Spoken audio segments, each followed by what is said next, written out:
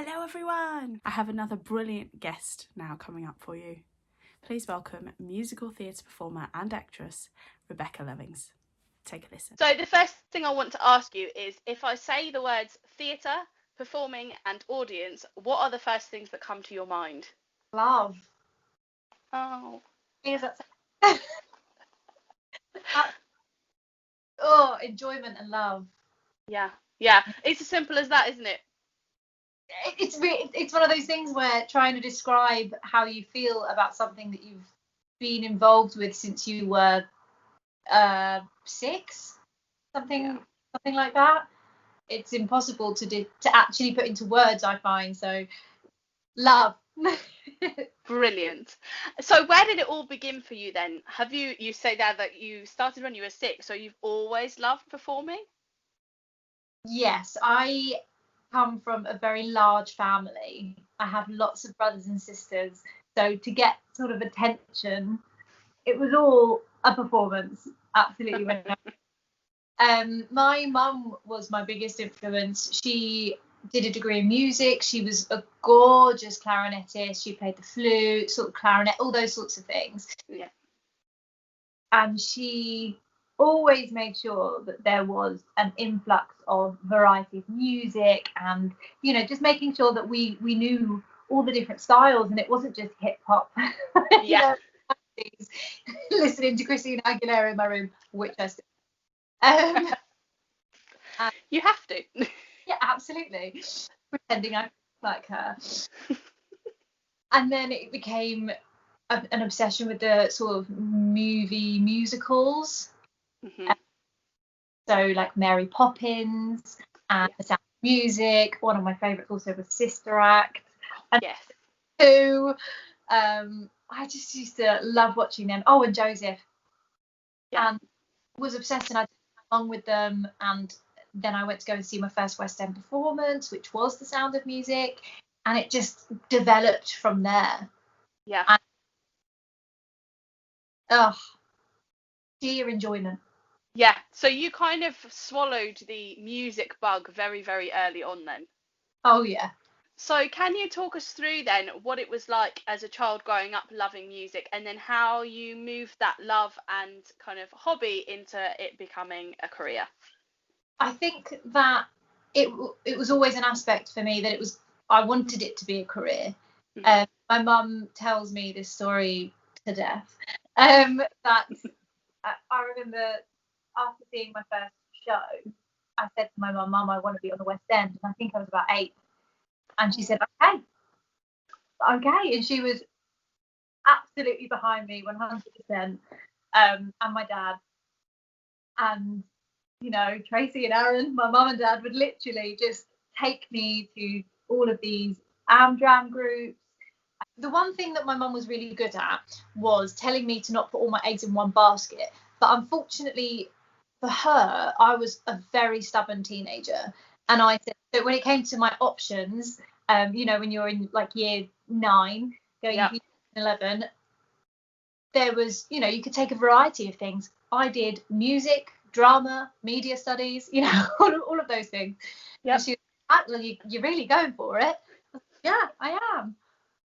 And then I went to college to do a musical theatre diploma. I knew the path. It was very set out, but I did it all myself. Like I knew exactly what I needed to do in order to make this career. And I think that it's very similar with a lot of people.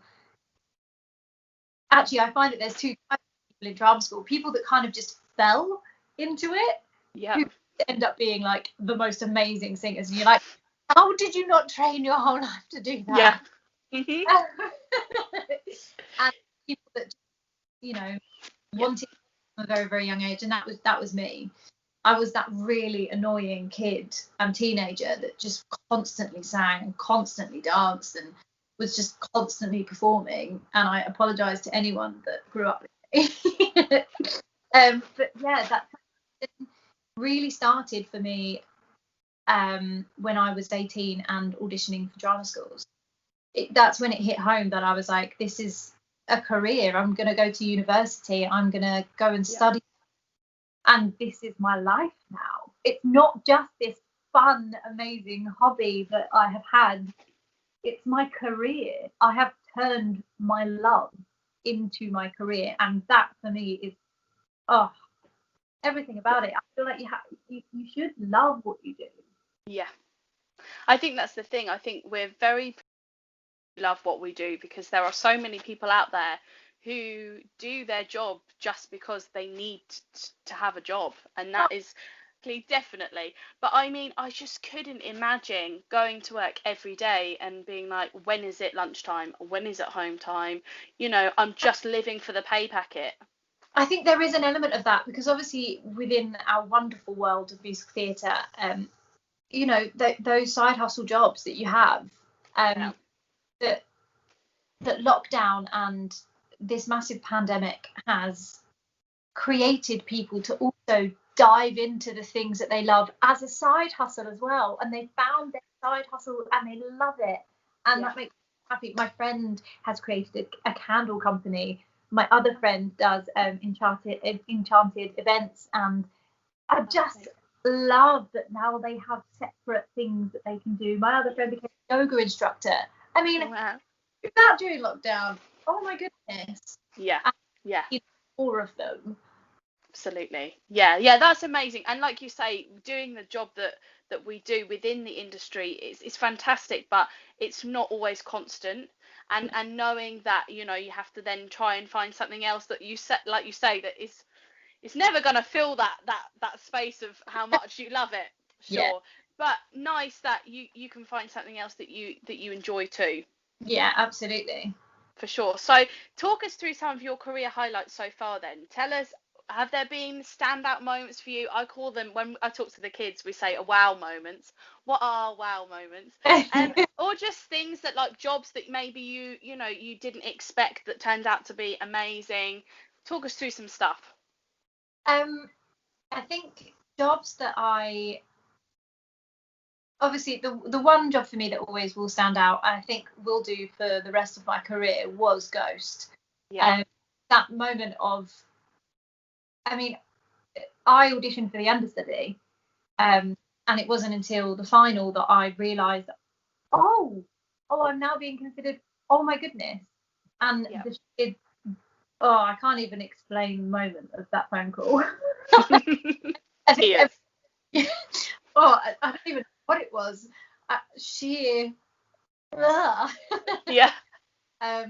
It was going to Dubai. This was the standout moment for my career. Going to Dubai to open Ghost, and as we go past in the, you see this massive billboard of mine and Niall's face on. Yeah. And it was that moment, like, that is my face. Yeah. That's me. Hello. And I just burst into. It was a bucket list moment for sure. It was a big fat tick, and it was like, oh my goodness, because quite a lot of shows before I did Ghost, I started as the understudy. Yeah. And I definitely worked up my way of passage with the company as well. Yeah. So I ended up being that lead, and I just absolutely, it was delightful.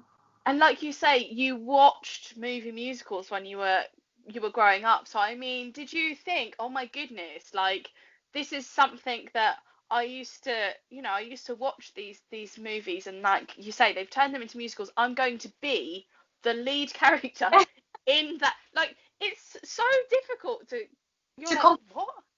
comprehend. You've gone that far and you've done what you set out to do. Like, you're younger and you sit there and you say, oh, I'm going to do that one day and I'm going to be this person one day. But there's always that niggle inside you that will say, you might not do it.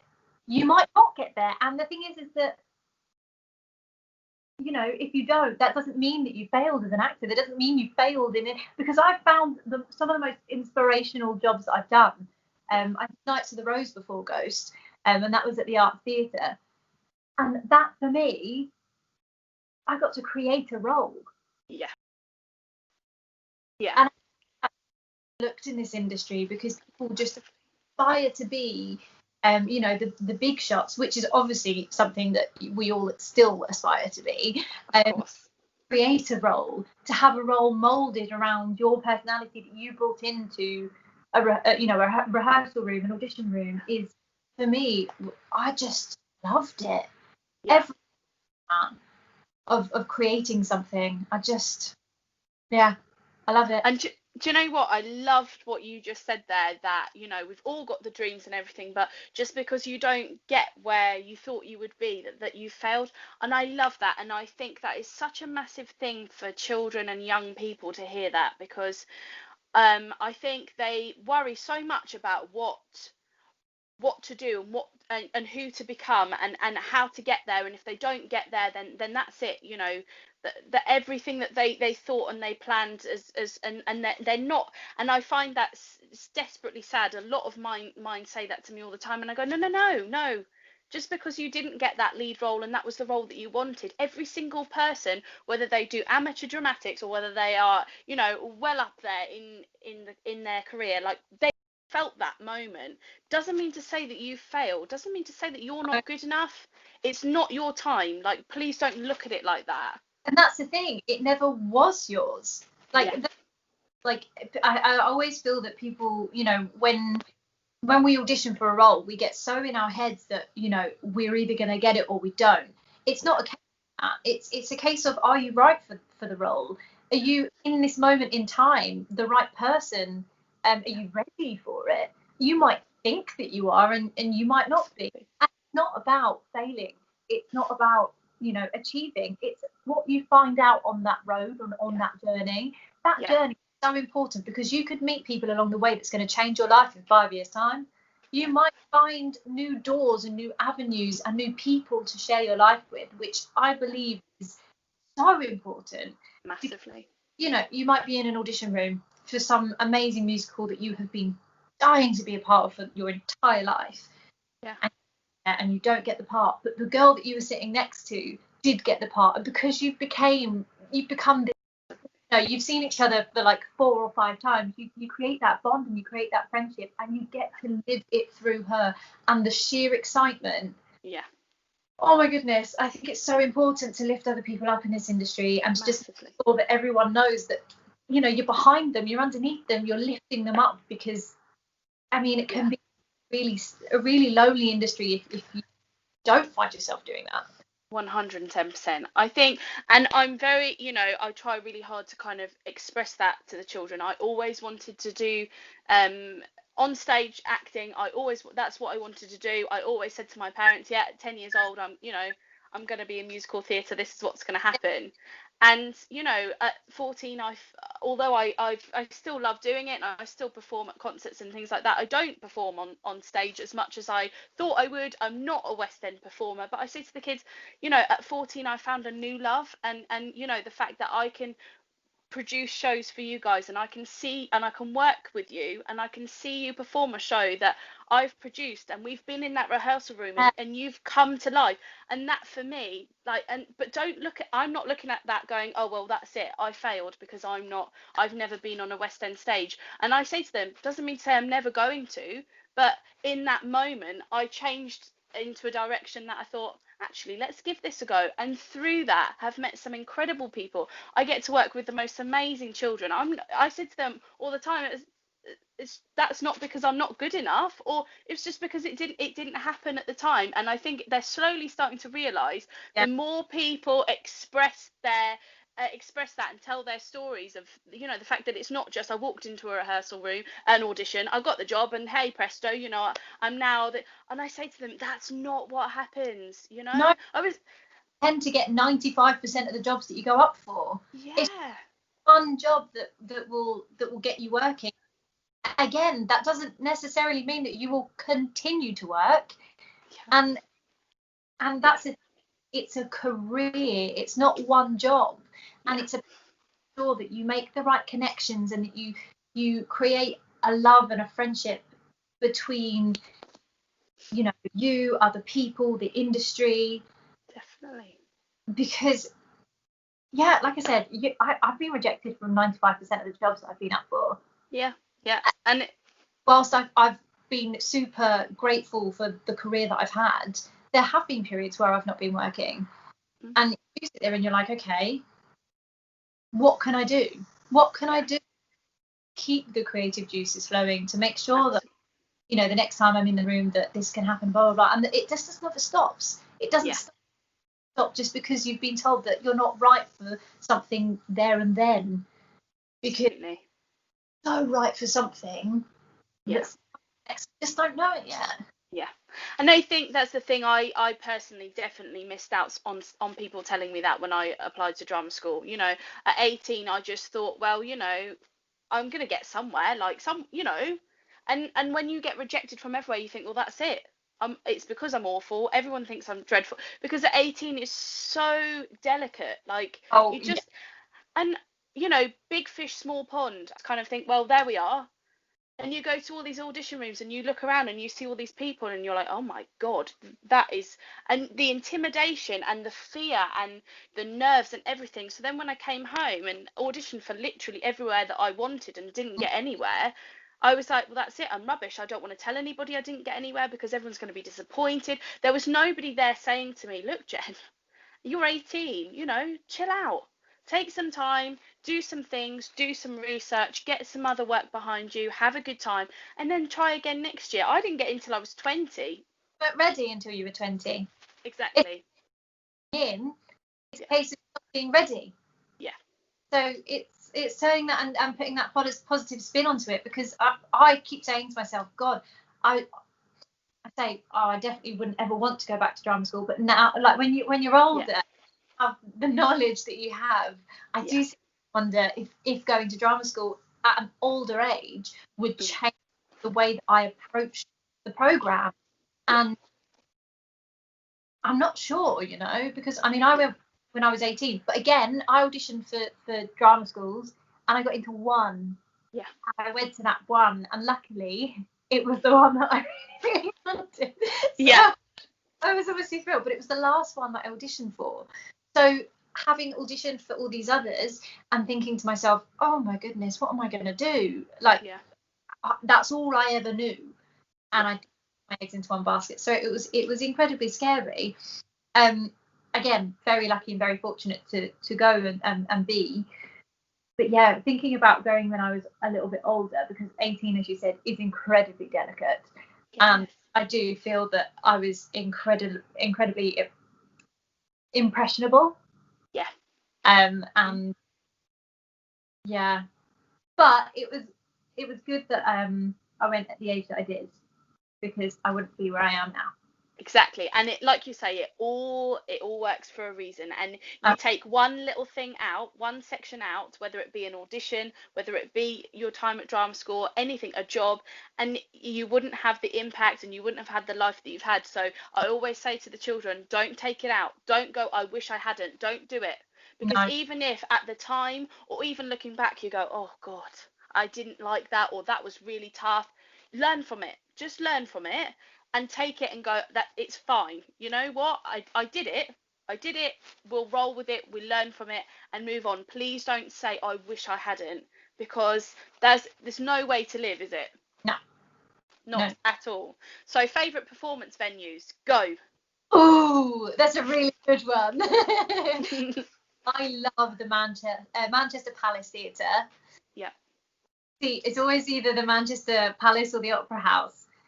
We did Manchester Palace. That's when I did Joseph as my first ever job, and I the narrator.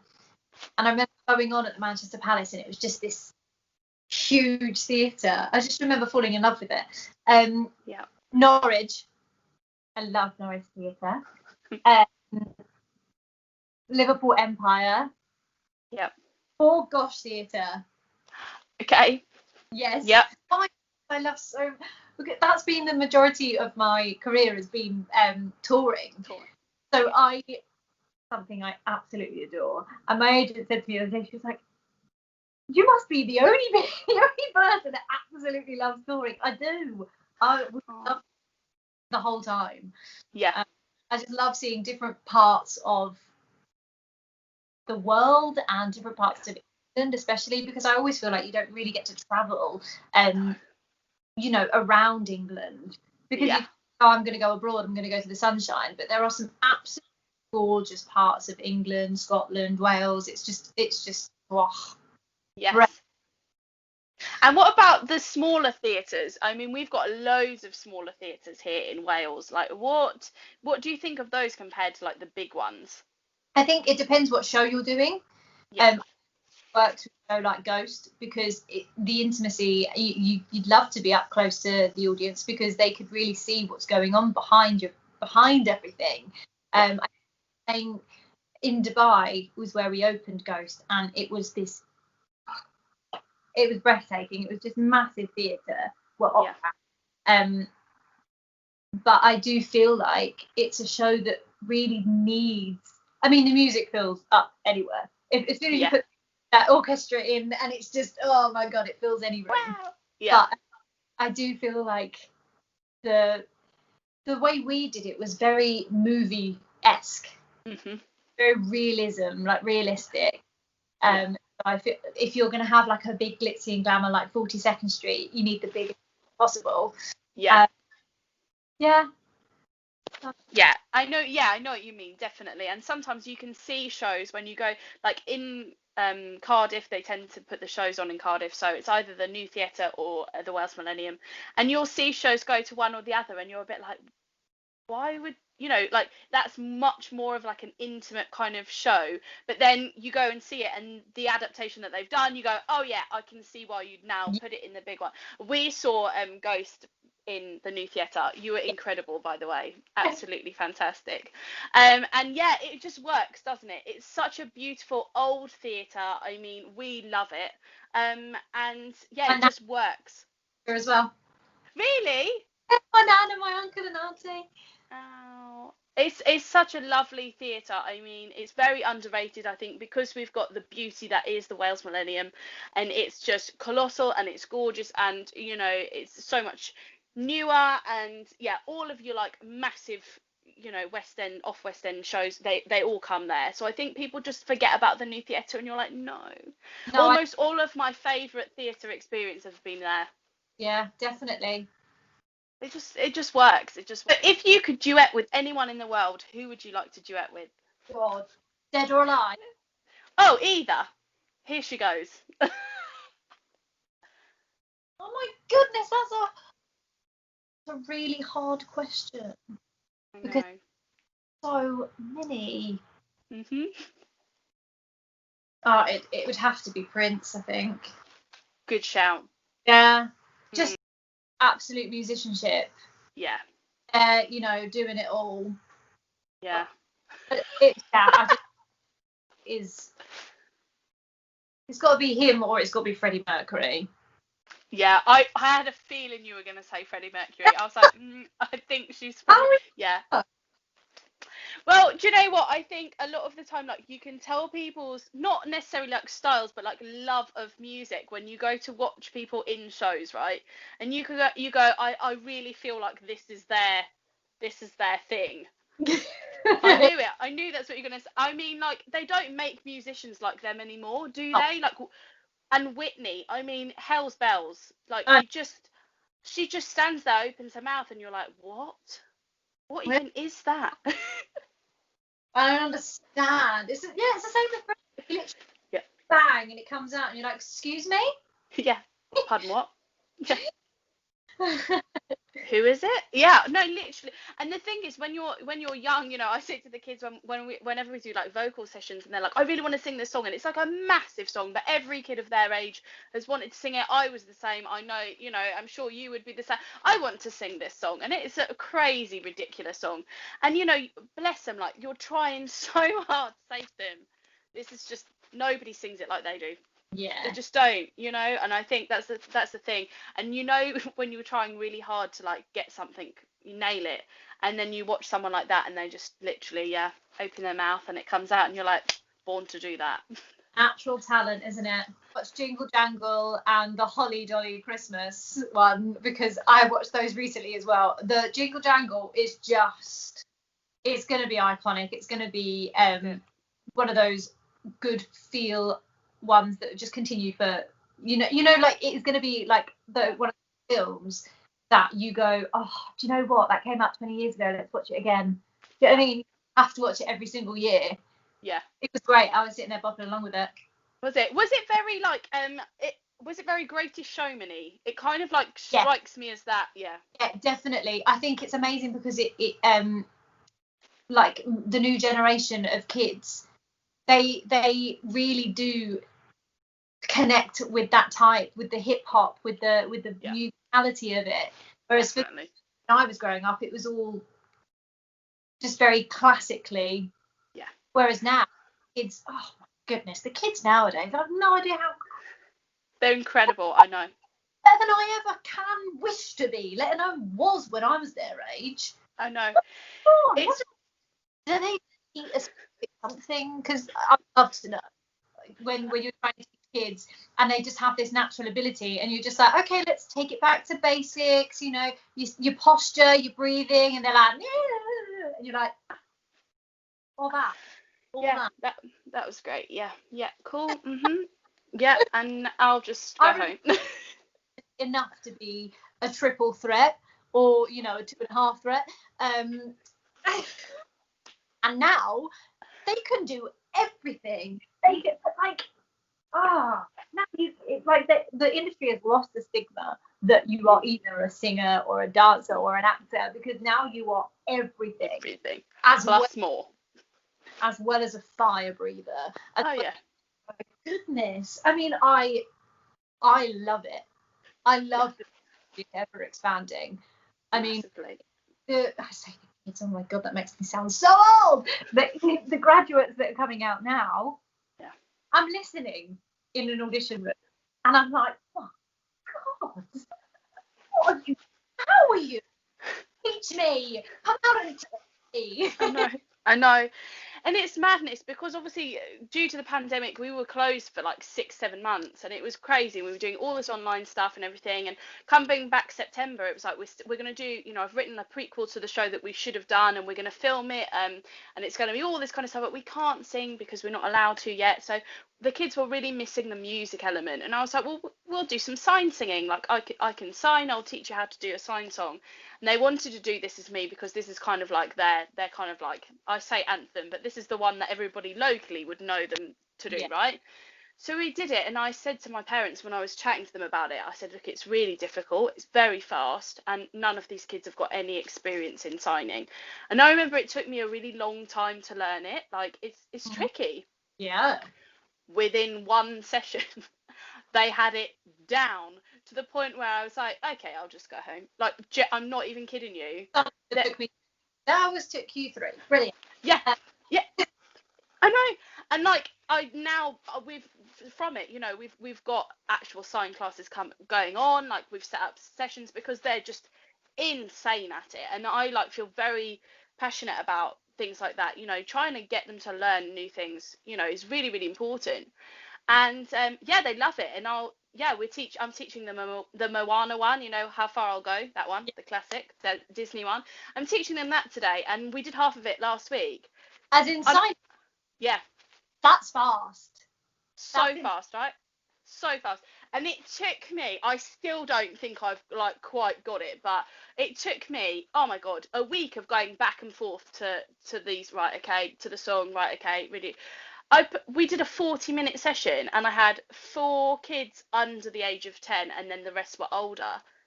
Genuine, no joke. I was like, and I said to them at the start, please don't be disheartened. Like, this took me a really long, it's really tough.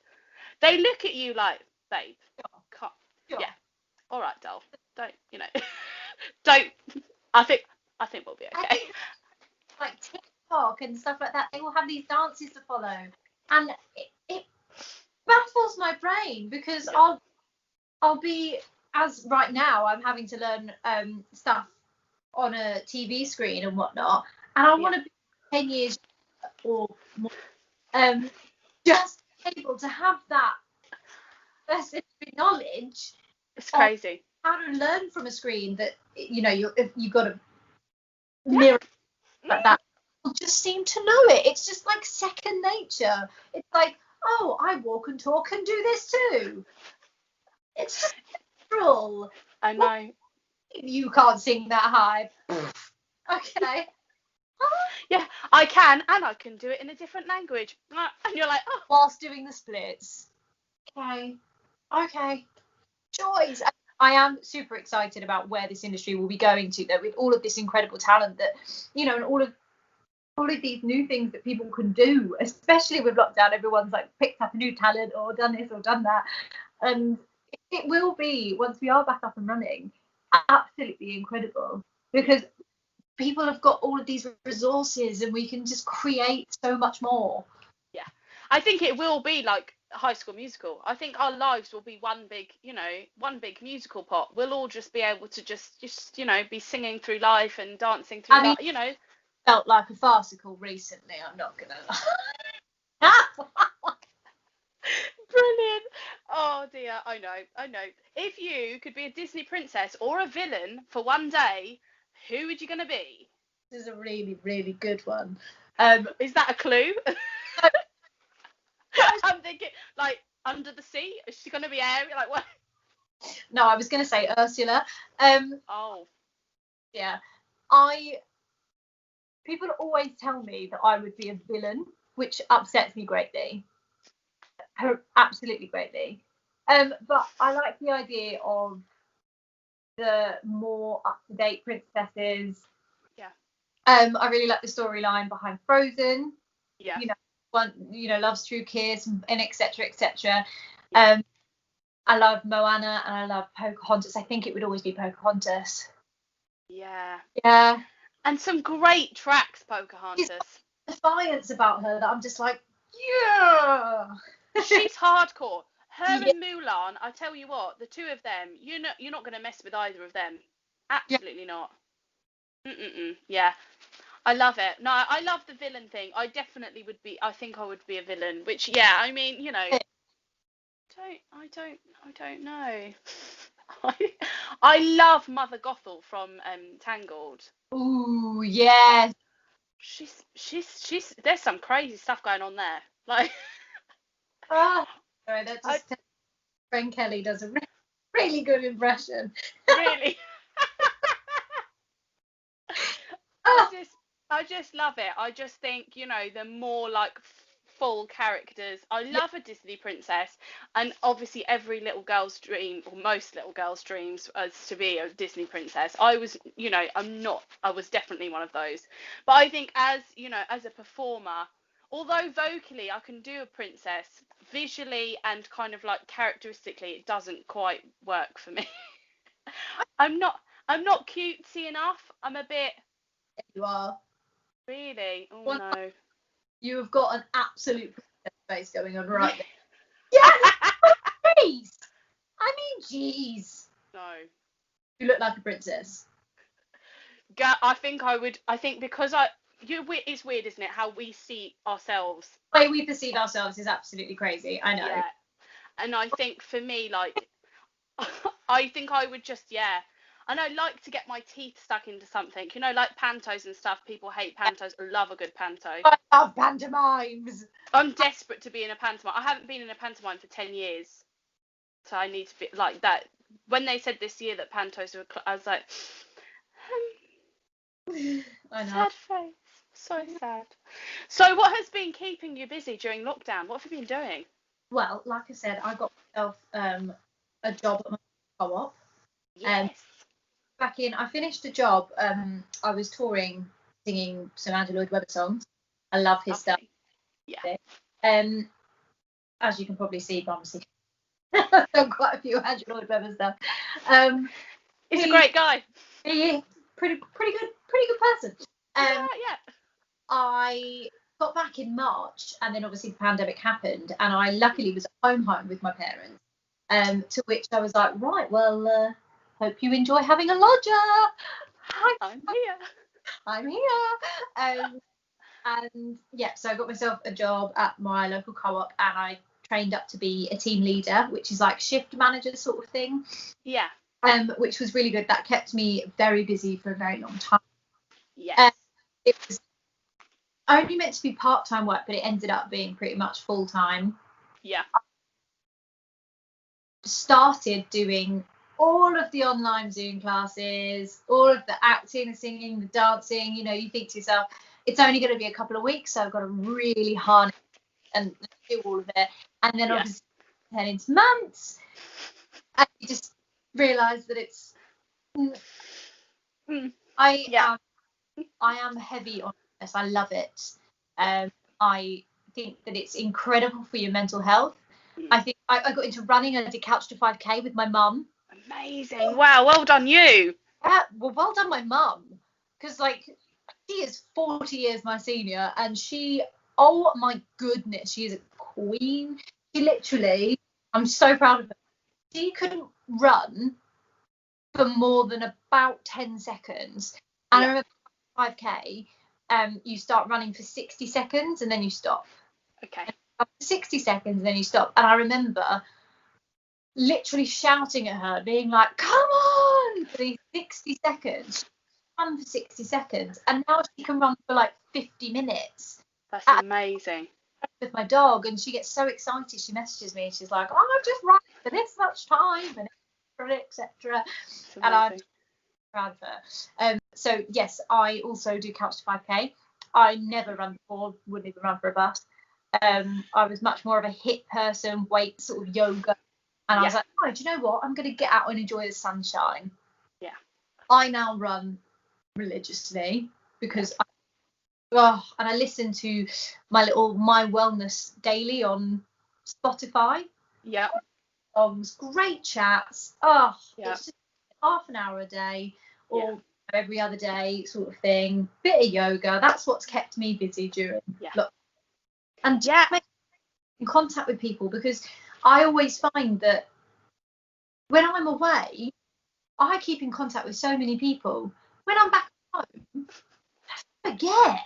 I forget that people exist.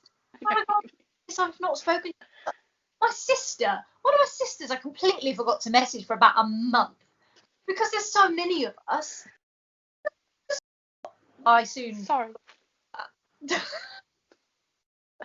I know. It is. I mean, it was a weird time, and I don't know about you, but I was, dreading it. Everything that we'd planned for and we'd got in place was all like just gone within a click of your fingers, and it was terrifying. And when you work on a schedule like that, and when it's you organising the events too, like it's just like, oh man, this is just not. I kind of didn't believe it for a while. I didn't believe it was happening, and I kind of just put it out of my brain and was like, this is temporary. Absolutely. And I didn't think until it was there was a certain part of me that said, oh my goodness, I'm gonna have to retrain. I have to retrain in something else, because what if it doesn't survive? What if and it's fear, I think, and fear that like the type of fear that you've not felt before, because when you go, like we were saying before, when you go to an audition, the likelihood is you're not going to get it, but you know that. Whereas, this was so uncertain and so, out of anybody's control. There wasn't, it wasn't like, oh, I can sing this a little bit better than I could yesterday because, I'm feeling like there's none of that. It literally was totally out of your control. But in a way, like, it has been a good thing for a lot of people, because it's given you that time to just go, right, let's collect our thoughts here. Yeah. Like, how do we, because I think, when the industry, when you're going, it's so fast paced, it's rapid, and it's crazy. And like you say, you don't have time to think, talk to people, check in with yourself, check in with others, like you just don't. And I think when you then have the time, you go, oh my God. Yeah. Like, this is crazy. And although this is the life I've become accustomed to and I love it, there are elements here that I am going to have to change for my own sanity. Absolutely. And I definitely that, and I remember having a really big chat and thinking to myself that I'm really fortunate that I was with my parents. They were there was no income and they had to pay rent, and I was just my heart really went to them, and it's been crazy. Slowly etching towards, there's been amazing openings this week. You've got 6, you've got Miz, you've got Jamie opening in a couple of days. I think that real, you know, kick-ass industry that we're part of, that come back fighting. I know that I've got a few friends that are in the tour of Six, and that just makes me it makes my heart break. But it's pants. With this vaccine coming into play, I think things should be able to start moving, fingers crossed, next year. And we can get back into full swing, and we will have to support the people, the theatres, the producers, the agents, everybody that this is financially, physically, mentally, that the people that have been fortunate enough are going to have to bring our spirits back into an industry that don't necessarily have as much spirit as you, because they have been affected a hell of a lot more. 100%. And I think yes. And I think as well, do you know what, this time has been brilliant in kind of making you really think about that. Think about the friendships and the relationships that you form with people. Think about, like you say, it's such a team effort all the time. It's never about one person. It's always about absolutely everybody coming together. And I think it will be stronger for that, for sure. 100%. So let's do a quick fire round now before I let you go. Okay. Because sometimes words don't come out, things like just noises come out, so enjoy that. It's all good. It's absolutely fine. Okay, so night out or night in? Night in. A handbag or a backpack? Backpack. Car or train? Car. Heels or trainers? Trainers. Cat or dog? Dog. Beach or park? Park. Swings. Ciao. Oh no. Carry on. Christmas or birthday? Christmas. Dancing or singing? Singing. Sweet or savoury? Savoury. Book or film? Book. Ooh, I just said that. Carry on. Disney or Marvel? Disney. Julie Walters or Julie Andrews? Ooh, Julie Walters. Gold or silver? Silver. Spa or adventure day? Adventure. Yay, she did it. They were good ones. I like them. Some people just say like, and you're like, oh. No, do you know what? I always think about my quickfire round, and I always think about because I don't do it to everybody, because I think like some people genuinely would just freak out and be like, I can't do it. No, too much pressure. But I mean, I always think about it, and I'm like, think about the questions that you want to be asked yourself that you don't ever ask yourself, and then when somebody says them to you, you're like, no idea. Actually, no idea. So with a quick fire, you've got no choice. Just say it. No, but it's nice to have a choice. Like when people say it's like word association, that's what I'm really bad at. Oh God, I know. Yeah. There's noise. Or when they ask you like crazy questions like, what's your favourite food? I'm sorry, how long have you got? All of it. Yeah. Everything. All of the food. Because food is life. Yeah. And yeah. I like everything. Yeah. I have a real love for food. It's quite equal to my love for musical theatre, I'm not gonna lie. It's a passion, and yeah. I know, I feel you. So my very last question before I let you go is, what is next for you? What are you doing at the moment? What do you hope 2021, it's not 2020, 2021 will be? To be happy. That's what I want to be, is happy, and that is whether that is doing something in the industry or if it's something that's working towards being part of the industry. I think that 2021 is a new fresh start for 90% of the population, and I think instead of focusing on things that I would like to happen in the future, I think I'm going to really hone on the person that I am right now, the person that I'm proud to have become after all of this that's happened.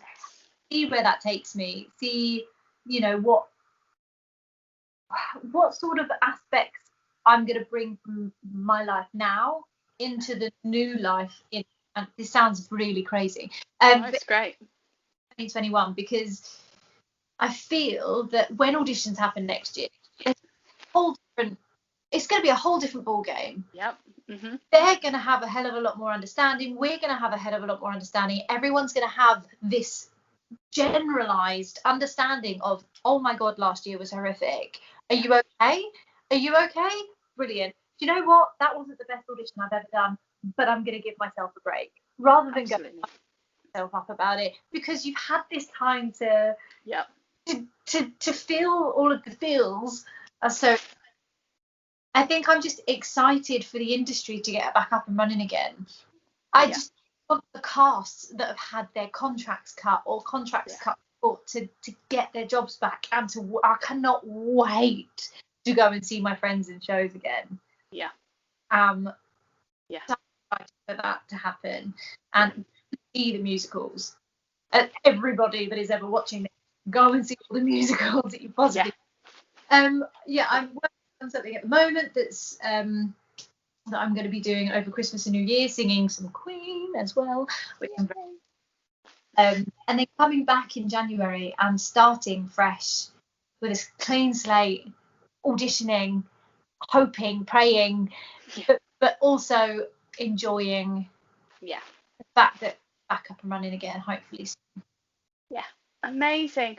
Well, all my very best wishes, and everyone here at the Jen Biddle Children's Theatre Company wishes you the very, very best of luck with everything.